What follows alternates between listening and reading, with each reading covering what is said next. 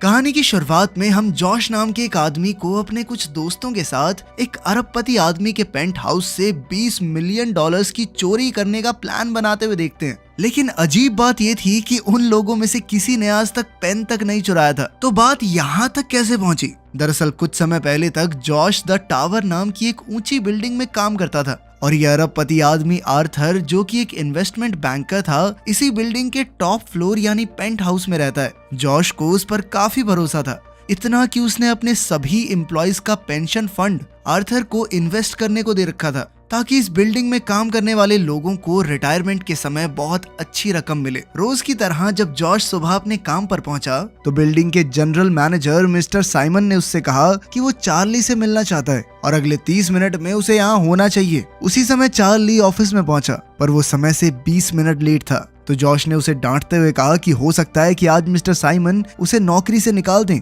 पर तब चार्ली ने कहा कि मैं पहले ही काफी परेशान चल रहा हूँ यार, और मत कर। असल में चार्ली की पत्नी जॉश की बहन थी और वो जल्द ही माँ बनने वाली थी। खैर थोड़ी देर बाद मिस्टर साइमन ने जॉश से कहा कि उसे मिस्टर फित्जू नाम के एक आदमी का पेंट हाउस खाली करवाना होगा। अब जॉश फित्जू के घर पहुंचा। असल में फित्जू ने काफी समय से इस पेंट हाउस का किराया नहीं दिया था। पहले तो वो काफी अमीर हुआ करता था, पर फिर उसका सारा पैसा डूब गया। जॉश ने उसे जल्द से जल्द घर खाली करने को कहा, पर जब फित्जू ने उससे थोड़े और समय की मोहलत मांगी तो जॉश को उस पर दया आ गई और वो मान गया। खैर शाम को जब जॉश घर लौट रहा था तो बिल्डिंग के डोरमैन लेस्टर ने उसे बताया कि वो अगले साल रिटायर होने वाला है, क्योंकि उसने अपना सारा पैसा बहुत बढ़िया तरीके से इन्वेस्ट कर दिया है। उसके बाद जॉश और लेस्टर ने देखा कि बिल्डिंग के बाहर एक गाड़ी पिछले 2 दिन से खड़ी थी। तभी अचानक उसके आसपास से कई आदमी निकले और जॉश को लगा कि बिल्डिंग में चोरी होने वाली है, इसीलिए उसने लेस्टर को तुरंत दरवाजा बंद करने को कहा। फिर वो फटाफट अंदर गया और सबके सामने कोड ब्लैक चिल्लाने लगा। उन्होंने सीसीटीवी में देखा तो उन्हें वो आदमी कहीं दिखाई नहीं दिए, मगर जल्द ही उन्हें खबर मिली कि उन लोगों ने आर्थर को अगवा कर लिया है। अब जॉश आर्थर को बचाने के लिए बहुत तेजी से उनके पीछे दौड़ा, पर तभी अचानक एक औरत ने उस पर जोरदार वार करके उसे गिरा दिया और उसी पल वो ट्रक सड़क पर पलट गया। जॉश ने सबको समझाने की कोशिश की कि आर्थर बेगुनाह है और ये लोग उसे अगवा करके ले जा रहे हैं, मगर तब उस औरत ने बताया कि उसका नाम एजेंट क्लेयर डेनिम है और आर्थर पुलिस से भागने की कोशिश कर रहा था। तब ये खुलासा होता है कि आर्थर ने करोड़ों का घोटाला किया था, जिस वजह से उसकी सारी संपत्ति फ्रीज करने के ऑर्डर्स दिए गए थे। आखिरकार जब जॉश वापस बिल्डिंग में पहुंचा तो उसने अपने स्टाफ को बताया कि कई साल से आर्थर सबकी पेंशन का पैसा इन्वेस्ट कर रहा था ताकि उन सबको फायदा हो सके। मगर अब इस घोटाले की खबर सुनकर सब बहुत गुस्से में आ गए, क्योंकि उनका सारा पैसा डूब चुका था। कुछ देर बाद ये खबर आई कि आर्थर को 10 मिलियन डॉलर्स देने के बाद बेल मिल गई थी, पर उसे अपने पेंट हाउस में कैद होकर रहना होगा और वो FBI की इजाजत के बिना कहीं नहीं जा सकता। फिर एजेंट क्लेयर ने ऐलान किया कि ये पेंट हाउस अब किसी हाई सिक्योरिटी जेल से कम नहीं है। फिर उसने वहां मौजूद एक खास गाड़ी के बारे में आर्थर से पूछा तो उसने कहा कि ये 1963 की फरारी 250 GT है, जो उससे पहले स्टीव मैक्वीन के पास थी। आर्थर ने कहा कि उसने गाड़ी 1 मिलियन डॉलर्स में खरीदी थी और आज इसकी कीमत 10 मिलियन डॉलर से भी ज्यादा है। खैर जाने से पहले आर्थर ने जॉश से खाना यहीं भिजवाने को कहा, क्योंकि अब वो इस घर में कैद हो चुका था। खैर बाद में जॉश ने क्लेयर से पूछा कि क्या आर्थर सच में बेगुनाह है और उन सबको उनका पैसा वापस कैसे मिलेगा। तो क्लेयर ने कहा कि अच्छा यही होगा कि तुम सबको कह दो कि आर्थर सच में गुनहगार है। बाद में जब जॉश घर लौट रहा था तो उसने देखा कि कुछ पुलिस वाले उसके बचपन के दोस्त स्लाइड को पकड़कर ले जा रहे थे, लेकिन स्लाइड बहुत टाइम से उल्टे पुल्टे काम कर रहा था, तो जॉश ने ज्यादा ध्यान नहीं दिया। फिर बाद में हम देखते हैं कि लेस्टर खड़ा होकर ट्रेन की पटरियों की ओर बढ़ रहा था। इसके कुछ घंटों बाद जॉश को एक फोन आया और वो सीधा हॉस्पिटल पहुंचा। वहां चार्ली ने बताया कि लेस्टर ट्रेन के आगे आने ही वाला था, लेकिन फिर ऐन वक्त पर एक पुलिस वाले ने उसे पीछे खींचकर उसकी जान बचाई। जब जॉश लेस्टर से मिला तो उसने बताया कि उसने कुछ महीने पहले अपनी जिंदगी की पूरी जमा पूंजी यानी $73,000 आर्थर को इन्वेस्ट करने के लिए दिए थे, मगर उसका सब कुछ लुट गया। अब जॉश आर्थर से मिलने सीधा पेंट हाउस की ओर निकल गया, पर चार्ली ने उसे समझाया कि अभी वो ऊपर नहीं जा सकता। उसी समय फित्जू वहां आया और उसने बताया कि उसे जेल होने वाली है और उसकी पत्नी उसके बच्चों को लेकर जा चुकी है। तब जॉश को याद आया कि फित्जू भी स्टॉक मार्केट में काम करता था, तो जॉश ने फित्जू से पूछा कि आर्थर को कब पता चल गया होगा कि उसका सारा पैसा डूब चुका है। इस पर फित्जू ने कहा कि उसे लगभग 1 साल पहले पता चल गया होगा। तब जॉश ने उससे पूछा कि आर्थर ने लेस्टर से 2 महीने पहले $73,000 क्यों लिए। फिर तो फित्जू ने कहा कि अपनी ऐश की जिंदगी जीते रहने के लिए किया होगा और क्या। आखिरकार चार्ली ने जॉश को ऊपर जाने की इजाजत दे दी और फिर उन्होंने FBI से कहा कि जॉश ब्रेकफास्ट का ऑर्डर लेने आया है। इसके बाद जॉश ने सीधा आर्थर से पूछा कि उसने लेस्टर से पैसे क्यों लिए। तो आर्थर ने कहा कि उसने लेस्टर के पैसे इन्वेस्ट करके उस पे एहसान किया था। तब चार्ली ने उसे बताया कि कल रात लेस्टर एक ट्रेन के सामने कूद गया। फिर जॉश ने गोल्फ क्लब उठाया और आर्थर की बेशकीमती फरारी की ओर बढ़ने लगा। आर्थर ने घबरा कर कहा कि उसे ऐसी गलती नहीं करनी चाहिए जिसकी भरपाई वो ना कर सके। पर जॉश ने उससे पूछा कि तुम्हें कोई फर्क भी पड़ता है। आर्थर ने कहा बिल्कुल पड़ता है और इस वक्त मुझे बिल्कुल अच्छा नहीं लग रहा, घंटा बुरा लग रहा है। तूने ये भी नहीं पूछा कि लेस्टर जिंदा है या मर गया। ये कहते ही जॉश ने गोल्फ क्लब से फरारी का शीशा चकनाचूर कर दिया। बाद में मिस्टर साइमन ने उन्हें अपने ऑफिस में बुलाया और कहा कि उसे फर्क नहीं पड़ता कि आर्थर ने कितना पैसा चुराया है, लेकिन जो जॉश और उसके साथियों ने किया वो हरगिज ठीक नहीं था। इसलिए साइमन ने उन सबको नौकरी से निकाल दिया। जाने से पहले जॉश ने मिस लवैंका को उसके लॉ एग्जाम के लिए ऑल द बेस्ट कहा और फिर बाकी स्टाफ को अलविदा कहकर वहां से चला गया। फिर उस रात जॉश क्लेयर से एक क्लब में मिला। उसने क्लेयर से कहा कि वो अपने स्टाफ को उनकी मेहनत का पैसा वापस दिलाना चाहता है। अब जैसे ही जॉश जाने लगा तो क्लेयर ने उससे पूछा कि क्या वो शराब पीने चलेगा। इसके थोड़ी देर बाद हम देखते हैं कि वो दोनों नशे में धुत हो चुके थे। तब क्लेयर ने कहा कि उसे ये कहना तो नहीं चाहिए, पर आर्थर ने अपनी संपत्ति में से $20 मिलियन कहीं छुपा रखे हैं, मगर FBI अब तक उन्हें ढूंढ नहीं सकी। ये सुनते ही जॉश के होश उड़ गए और फिर क्लेयर के जाने के बाद उसका दिमाग तेजी से दौड़ने लगा। फिर अगले दिन वो टावर में अपने पुराने ऑफिस से अपनी एक नोटबुक लेने गया। फिर उसने कुछ तिजोरियां देखी और अंत में एनरिके, चार्ली और फित्जू को इकट्ठा करके अपने घर ले आया। असल में जॉश के दिमाग में एक खुराफाती प्लान था। जॉश ने उन्हें बताया कि आर्थर ने कुछ समय पहले अपने पेंट हाउस में कुछ मरम्मत का काम करवाया था और जॉश को यकीन था कि हो ना हो उसने $20 मिलियन वहीं छुपाए थे।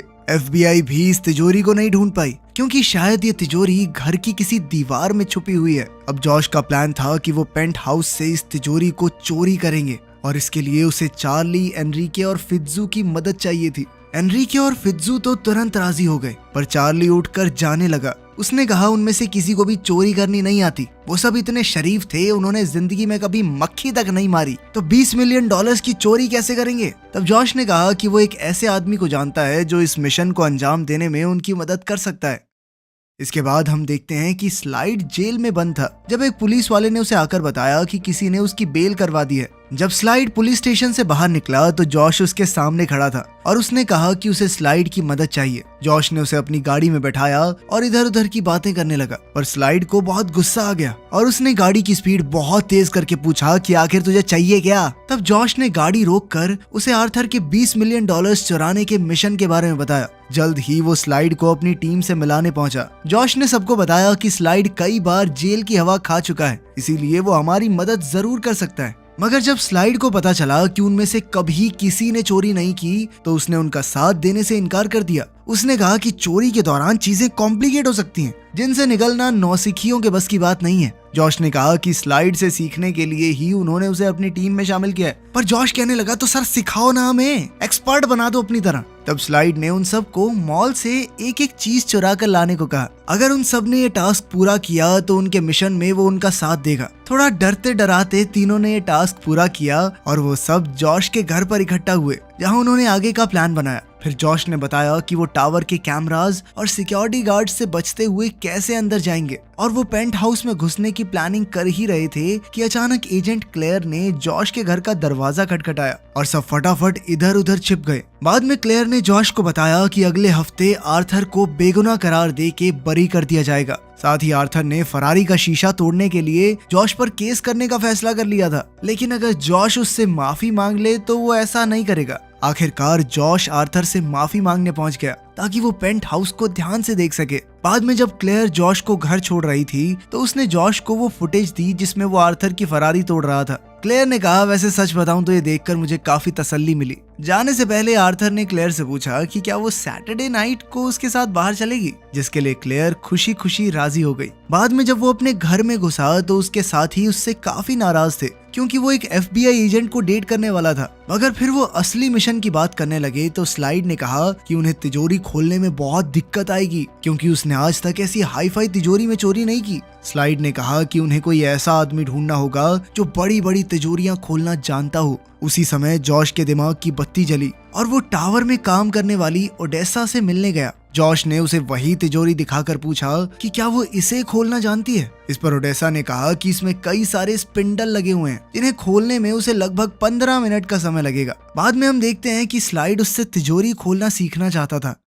खैर अगली सुबह हम देखते हैं कि जॉश और एनरिके टावर पर नजर रखे हुए थे तो उन्होंने चार्ली को टावर में जाते देखा। जब जॉश ने चार्ली से इसका जवाब मांगा तो चार्ली ने उसे बताया कि मिस्टर सिमंस ने उसे फिर से नौकरी पर रख लिया है। अब चार्ली टावर के लिए काम करने लगा था तो उसने जॉश के प्लान का हिस्सा बनने से इनकार कर दिया। उसने कहा कि उसे अपनी पत्नी और बच्चे की खातिर ये नौकरी चाहिए, इसीलिए वो उन्हें टावर में चोरी करने नहीं देगा। वहीं दूसरी ओर एजेंट क्लेयर को खबर मिली कि आर्थर की सुनवाई की तारीख बदलकर थैंक्सगिविंग के दिन रख दी गई है। इसके अलावा आर्थर ने कहा कि जॉश के माफी मांगने के बावजूद भी वो उसके खिलाफ केस करेगा। इसके बाद क्लेयर ने जॉश को फोन करके बताया कि आर्थर की कोर्ट की सुनवाई अब थैंक्सगिविंग पर होगी। साथ ही आर्थर के केस करने के बाद अब जॉश को इस हफ्ते जेल में डाल दिया जाएगा। फिर जैसे ही थैंक्सगिविंग का दिन आया तो जॉश ने एनरिके को बताया कि चार्ली की पत्नी आज ट्रेन से उसके अंकल के घर जाने वाली है। उसने एनरिके को उसका फोन चुराने को कहा। इधर चार्ली टावर में स्टाफ की ड्यूटीज लगा रहा था और इधर एनरिके ने चार्ली की पत्नी को ढूंढकर उसका फोन चुरा लिया।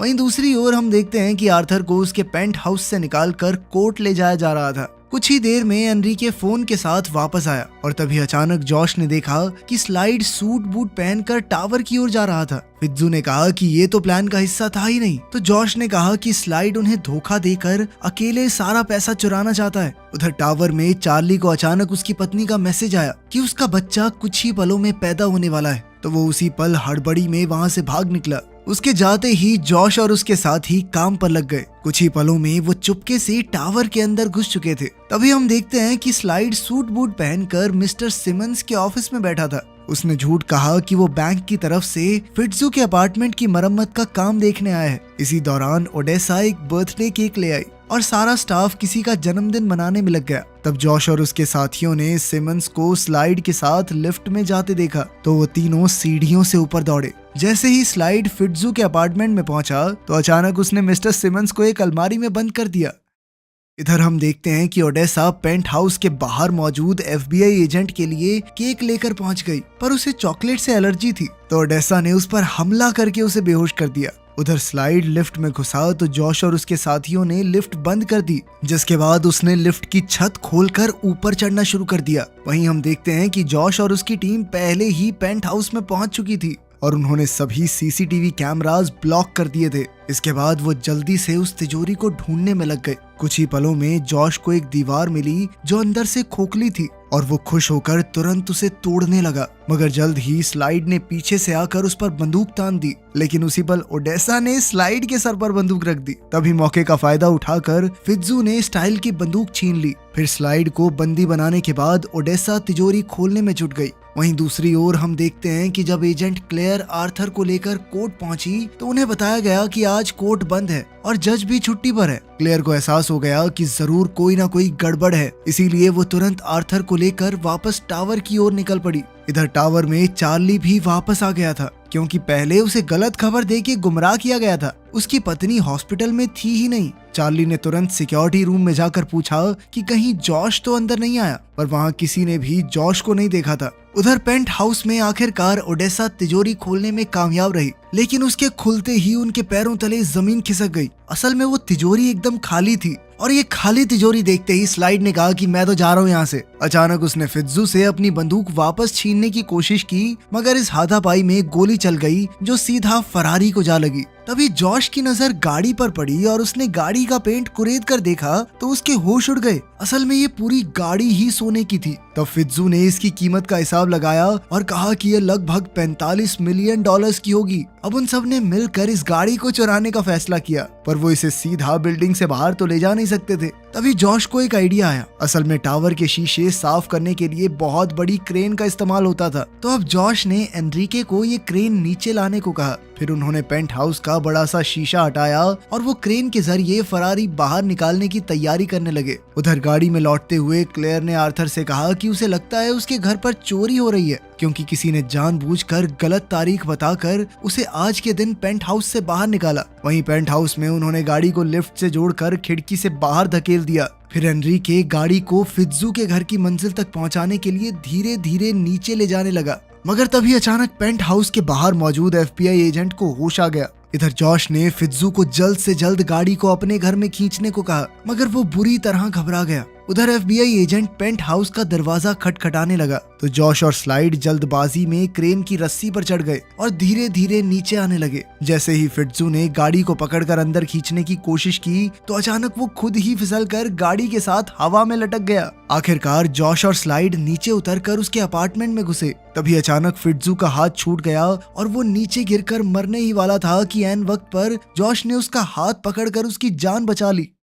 इसके बाद हम देखते हैं कि एजेंट्स की गाड़ी एक जगह ट्रैफिक में फंस गई थी, तो एक पुलिस वाले ने उनसे कहा कि उन्हें पार्क के ऊपर से घूमकर जाना होगा। उधर जॉश और स्लाइड ने गाड़ी को हुक करके अंदर खींच लिया। तभी हम देखते हैं कि चार्ली वहां आ गया, जो जॉश पर बहुत गुस्सा था, क्योंकि जॉश सिर्फ वो गाड़ी चुराने के चक्कर में अपनी जिंदगी दांव पर लगा रहा था। पर जब जॉश ने खुलासा किया कि वो पूरी गाड़ी सोने से बनी हुई है और उसकी कीमत $45 मिलियन है, तो चार्ली भी उनके प्लान में शामिल होने को राजी हो गया। अब उन्होंने सोचा कि वो इस गाड़ी को लिफ्ट से कैसे ले जाएं। तब एनरिके ने लिफ्ट को उनके ठीक नीचे वाले फ्लोर पर रोक दिया। अब जॉश गाड़ी की चाबियां ढूंढ रहा था कि अचानक उसके हाथ एक नोटबुक लग गई, जिसमें आर्थर के सारे काले कारनामों का कच्चा चिट्ठा था। जॉश ने इसे अपने साथ रख लिया और फिर उन सब ने मिलकर गाड़ी को लिफ्ट के ऊपर रख दिया। इसी दौरान क्लेयर अपने साथियों और आर्थर को लेकर जल्द से जल्द टावर में घुस गई। उधर जॉश और उसके साथी अभी लिफ्ट की छत पर खड़े ही थे कि एनरिके ने कहा कि सिक्योरिटी कंट्रोल उसके हाथ से चला गया है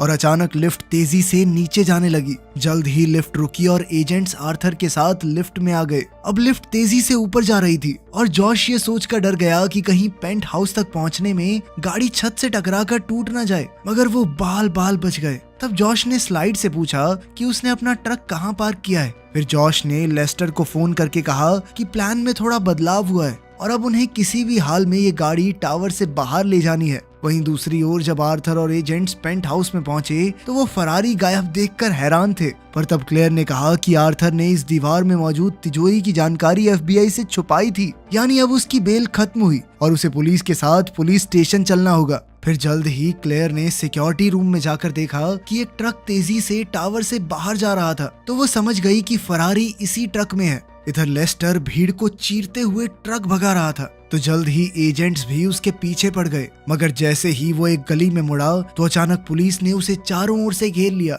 अब जैसे ही उन्होंने ट्रक खोला तो वो एकदम खाली था। तब क्लेयर ने लेस्टर से पूछा कि उसके बाकी साथी कहाँ हैं? पर लेस्टर कहने लगा कि कौन साथी, किसके साथी? मैं तो ऐसे ही निकला था गाड़ी भगाने, बस किस बारे में बात चल रही है? खैर कुछ ही समय में FBI ने गाड़ी चुराने के शक में जॉश और उसकी टीम को गिरफ्तार कर लिया। खैर अब पुलिस उन सबको आर्थर के साथ एक ही ट्रक में पुलिस स्टेशन ले जा रही थी। आर्थर ने जॉश और उसके साथियों से कहा कि वो तो कुछ ही दिनों में अपने पेंट हाउस में वापस चला जाएगा, मगर उन सबको सालों साल तक जेल में सड़ना पड़ेगा। इस पर जॉश ने कहा कि वो सब तो कुछ साल के लिए जेल जाएंगे, पर आर्थर को पूरी उम्र के लिए जेल में चक्की पीसनी पड़ेगी। तब जॉश ने खुलासा किया कि उसे आर्थर के काले कारनामों की नोटबुक मिल गई है, तो आर्थर बुरी तरह घबरा गया। उसने जॉश और उसकी टीम को गाड़ी की कीमत का 10 गुना यानी $450 मिलियन देने का ऑफर दिया। पर तब एनरिके ने उसे याद दिलाया कि टावर में टिप देने पर सख्त मनाही है। बाद में FBI ऑफिस में मिस लवांका आई और उसने कहा कि वो जॉश और उसके साथियों की वकील है।